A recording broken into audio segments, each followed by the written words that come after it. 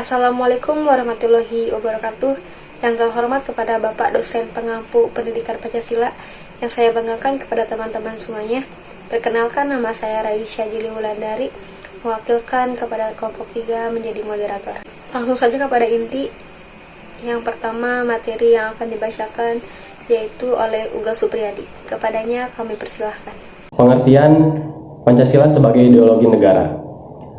Nah, setiap kita atau seperti halnya manusia secara individu yang memiliki gagasan atau cita-cita, bahkan tujuan hidup tentunya.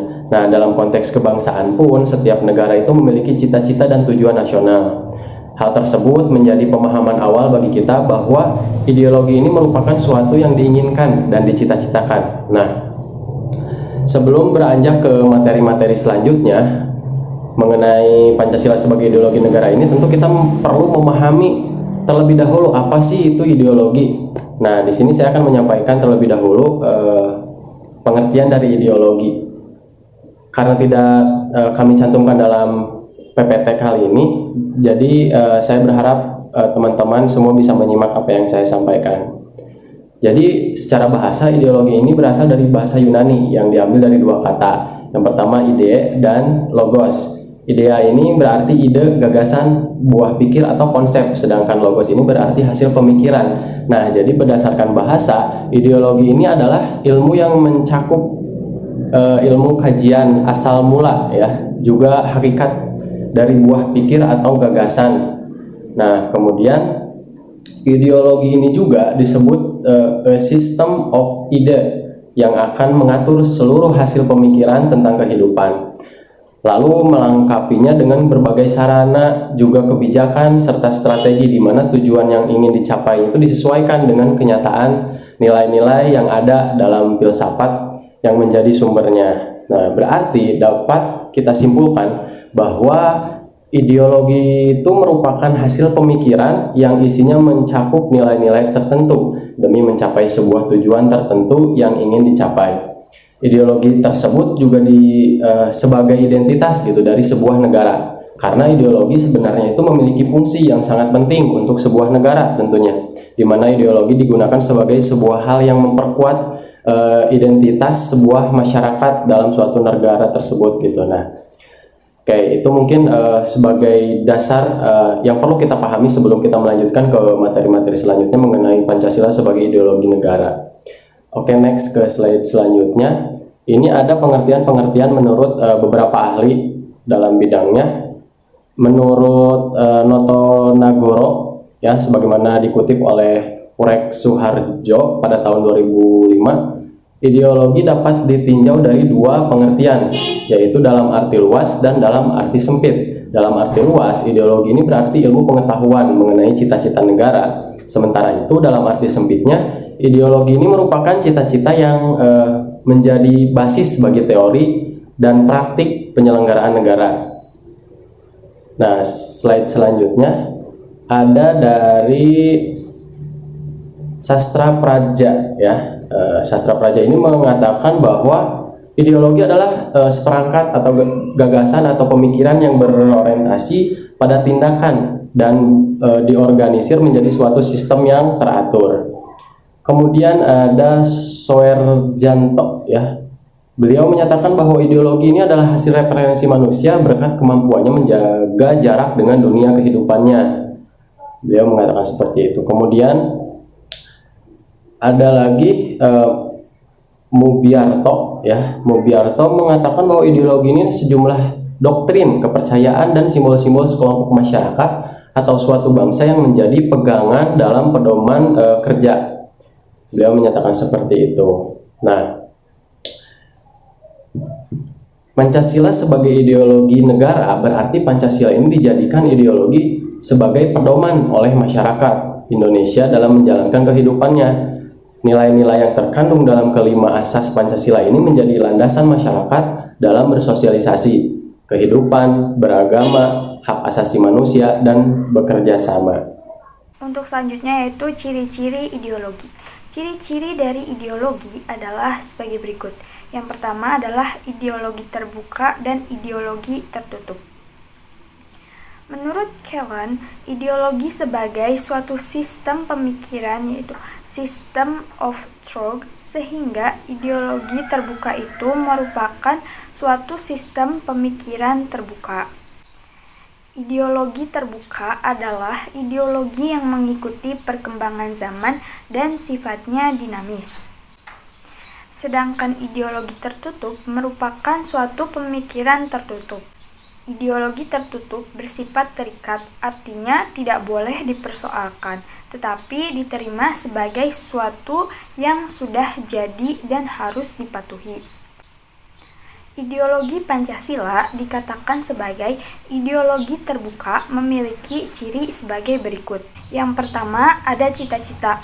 Nilai yang ada dalam Pancasila bukan dipaksakan dari luar, tetapi digali dan diambil dari harta kekayaan rohani, moral, dan budaya masyarakat Indonesia sendiri. Yang kedua, tidak diciptakan oleh negara, tetapi digali, ditemukan oleh masyarakat sendiri. Oleh karena itu, Pancasila merupakan milik seluruh rakyat. Yang ketiga, bukan diambil dari keyakinan ideologis kelompok orang, tapi merupakan hasil musyawarah konsensus dari masyarakat itu sendiri. Yang keempat, ideologi terbuka bukan dibenarkan, tapi dibutuhkan. Yang kelima, tidak operasional, tapi dioperasionalkan melalui seperangkat konstitusi dan perundang-undangan lainnya. Yang keenam, Pancasila sebagai ideologi terbuka senantiasa berkembang. Seiring dengan perkembangan aspirasi, pemikiran akselerasi dari masyarakat dalam mewujudkan cita-citanya untuk hidup berbangsa dan bernegara dalam mencapai harkat dan martabat kemanusiaan. Yang kedua, ciri-ciri ideologi yang baik. Ideologi yang baik mengandung 3 dimensi. Nah, dimensi ideologi merupakan gambaran atau pembuktian tentang baik atau buruk dan benar atau tidak benar suatu negara memilih ideologinya. Ideologi yang baik seperti Pancasila memiliki beberapa dimensi. Adapun 3 dimensi menurut Alfian tahun 1991 adalah sebagai berikut. Yang pertama ada dimensi realitas, mengandung makna bahwa nilai-nilai dasar yang terkandung dalam dirinya bersumber dari nilai-nilai real yang hidup dalam masyarakatnya. Yang kedua, dimensi idealitas, mengandung cita-cita yang ingin dicapai dalam berbagai bidang kehidupan bermasyarakat, berbangsa, dan bernegara. Yang ketiga, ada dimensi fleksibilitas, mengandung sebuah relevansi atau kekuatan yang merangsang masyarakat untuk mengembangkan pemikiran-pemikiran baru tentang nilai-nilai dasar yang terkandung di dalamnya.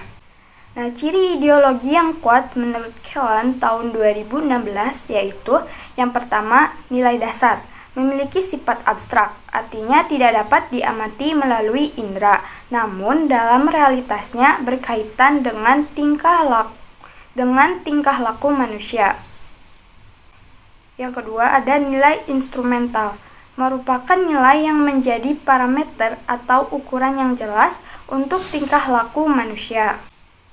Yang ketiga, ada nilai praktis, merupakan sistem perwujudan nilai dasar dan instrumental yang tidak boleh menyimpang dari sistem tersebut. Pancasila sebagai ideologi negara. Pancasila sebagai ideologi negara adalah sarana pemersatu masyarakat dan pengarah motivasi bangsa untuk mencapai cita-citanya. Ideologi memiliki posisi yang sangat penting bagi setiap bangsa. Posisi penting ini dikarenakan ideologi peranan sebagai arah atau pedoman bagi bangsa untuk mencapai tujuannya masing-masing. Selain itu, peran lain yang dimiliki oleh ideologi adalah sebagai alat untuk mencegah terjadinya konflik sosial dalam masyarakat agar setiap masyarakat dapat hidup dalam ketentraman dan juga memiliki rasa solidaritas yang tinggi.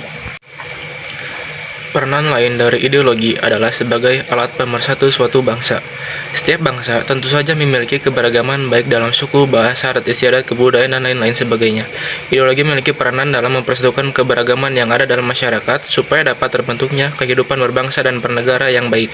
Dari paparan tersebut, maka dapat terlihat betapa pentingnya ideologi bagi setiap bangsa. Identitas bangsa Indonesia sendiri tertuang ke dalam ideologi yang dianut oleh bangsa Indonesia, yaitu ideologi Pancasila. Ideologi Pancasila sendiri dirumuskan oleh Panitia 9 dan berdasar atas pidato Insinyur Soekarno pada tanggal 1 Juni 1945. Ideologi Pancasila menjadi sangat penting bagi Indonesia karena Pancasila memiliki beberapa kedudukan dalam kehidupan berbangsa dan bernegara di Indonesia. Kedudukan itu seperti Pancasila sebagai jiwa bangsa Indonesia, Pancasila sebagai kepribadian bangsa Indonesia, Pancasila sebagai pandangan hidup bangsa Indonesia, Pancasila menjadi dasar negara, Pancasila sebagai sumber dari segala hukum yang ada di Indonesia, Pancasila sebagai perjanjian luhur bangsa Indonesia ketika mendirikan negara, dan Pancasila sebagai cita-cita bangsa. Dengan kata lain, Pancasila merupakan suatu landasan bagi bangsa Indonesia dalam melaksanakan segala aspek yang menyangkut kehidupan bangsa dan bernegara. Selain itu juga Pancasila sebagai arah dan tujuan bangsa Indonesia, sama halnya seperti ketika kapal tanpa kompas. Baik, selanjutnya, Pancasila juga merupakan suatu ideologi yang terbuka. Maksud dari ideologi terbuka adalah mampu hadir untuk menyesuaikan dengan perkembangan zaman, ilmu pengetahuan, teknologi, dan perkembangan aspirasi masyarakat. Hal ini dikarenakan Pancasila sebagai ideologi terbuka bersifat aktual, dinamis, dan aspiratif. Meski Pancasila sebagai ideologi terbuka bersifat dinamis, namun hal itu tidak mengubah sedikit pun nilai-nilai dasar yang terkandung di dalamnya. Dari itu, nilai-nilai dasar yang begitu kuat dalam Pancasila mampu memecahkan masalah-masalah yang selalu berkembang seiring berkembangnya zaman dan kondisi sosial di masyarakat. Nah, pada kesempatan kali ini saya akan memaparkan materi tentang globalisasi sebagai tantangan ideologi. Nah, munculnya globalisasi dalam kehidupan manusia ini memang tidak dapat terbantahkan lagi. Terus, fenomena globalisasi tidak mungkin bisa dihindari. Apabila kalian bertanya-tanya mengapa sih tidak dapat terbantahkan lagi, yaitu karena fenomena kolonialisme berwajah baru tersebut lagi happeningnya, yaitu dengan berbagai sendi kehidupan manusia, yakni dari aspek ekonomi, politik, budaya, lalu sosial masyarakat, bahkan dalam aspek pendidikan juga. Nah, bahkan globalisasi juga akan membawa manusia kepada krisis spiritual. Lalu bagi bangsa Indonesia, globalisasi juga merupakan sebuah ancaman bagi eksistensi Pancasila sebagai ideologi. Nah, menurut Sastra Prateja tahun 2001 halaman 49, hal tersebut dikarenakan adanya fase perkembangan globalisasi. Nah, fase-fase yang pertama yaitu ada fase embrio. Nah, fase embrio ini berlangsung di Eropa dari abad ke-15 sampai abad ke-18. Nah, apa sih cirinya? Yaitu dengan munculnya komunitas nasional dan runtuhnya sistem transisional abad tengah. Lalu fase yang kedua yaitu ada fase pertumbuhan yang meliputi abad ke-18 dengan ciri pergeseran kepada gagasan negara kesatuan, kristalisasi konsep hubungan internasional, standarisasi konsep kewarganegaraan. Dan lalu ada fase yang ketiga yaitu fase take off yang berlangsung dari tahun 1870 sampai pertengahan tahun 1920 yang ditandai dengan diterimanya konsep baru, yaitu tentang negara kebangsaan. Lalu ada identitas dan kepribadian nasional, mulai masuknya negara-negara non-Eropa ke dalam masyarakat internasional. Lalu fase yang selanjutnya ada fase perjuangan hegemoni, yakni fase yang dimulai pada tahun 1920 sampai dengan pertengahan 1960 yang ditandai dengan meningkatnya konflik internasional dan ideologi seperti kapitalisme, sosialisme, dan fasisme yang menggugah pikiran tentang masa depan manusia yang diikuti dengan terbentuknya Perserikatan Bangsa-Bangsa atau yang sering disebut dengan PBB. Lalu fase selanjutnya ada tentang fase ketidakpastian yang berlangsung dari tahun 1960 sampai 1990, yakni yang ditandai dengan munculnya gagasan dunia ketiga. Lalu ada fase yang terakhir yaitu fase kebudayaan global. Nah, fase ini ditandai oleh perubahan radikal di Eropa Timur dan Uni Soviet, yakni berakhirnya Perang Dingin dan melemahnya konfrontasi ideologi. Nah, bagi bangsa Indonesia, globalisasi ini bukan hal yang harus dihindari atau ditakuti, melainkan sebagai peluang untuk membuktikan bahwa bangsa Indonesia itu kuat sehingga mampu mengatasi segala bentuk ancaman terhadap ideologi negara. Selanjutnya yaitu saya akan memaparkan materi tentang corak ideologi negara. Nah, menurut Sastra Prateja tahun 2001 halaman 45-46, corak ideologi negara yaitu yang pertama, seperangkat prinsip dasar sosial politik yang menjadi pegangan kehidupan sosial politik yang diinkorporasikan dalam dokumen resmi negara. Yang kedua yaitu suatu pandangan hidup yang merupakan cara menafsirkan realitas serta mengutamakan nilai tertentu yang mempengaruhi kehidupan sosial, politik, dan budaya.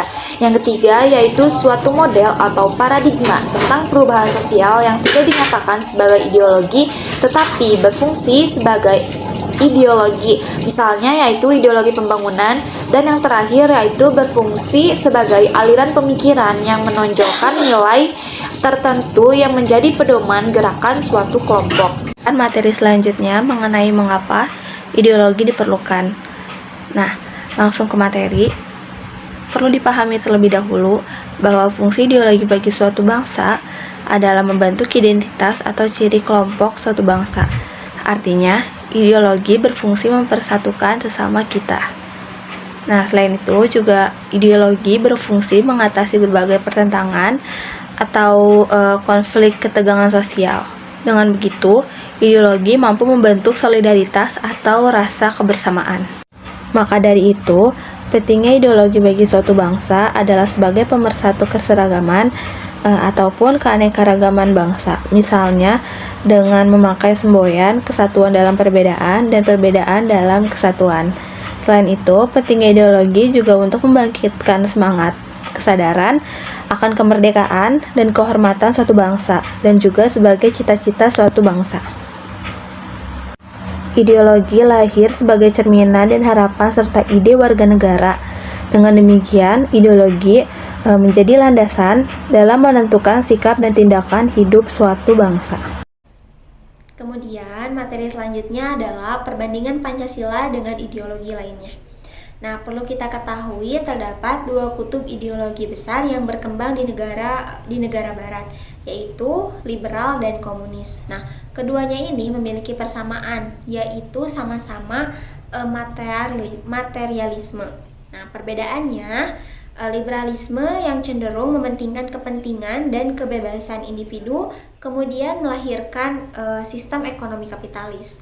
Nah, kemudian sistem tersebut dikritik oleh salah satu ahli yaitu Karl Marx dan menawarkan gagasan komunisme. Nah, mereka ini menjadikan materi sebagai segala sumber kebenaran tertinggi. Nah, sehingga pengembangan ilmu pengetahuan pun didasarkan pada materi. Nah, berbeda dengan Pancasila, di mana Pancasila memang mengakui kebenaran materi dan mengakui kebenaran ilmu pengetahuan. Tetapi selain itu Pancasila menjadikan agama sebagai sumber kebenaran yang mutlak. Nah, langsung saja. Untuk yang pertama ada paham liberalisme. Nah, paham liberalisme berkembang dari teori rasionalisme. Nah, yaitu paham yang meletakkan rasio sebagai sumber tertinggi, empirisme yang mendasarkan atas kebenaran fakta empiris, dan individualisme yang meletakkan nilai dan kebebasan individu sebagai nilai tertinggi dalam menjalankan kehidupan bermasyarakat dan bernegara. Nah, hal ini tidak dapat dipisahkan dari warisan pola pikir Renaissance yang meletakkan bahwa manusia sebagai pribadi dan sebagai pusat.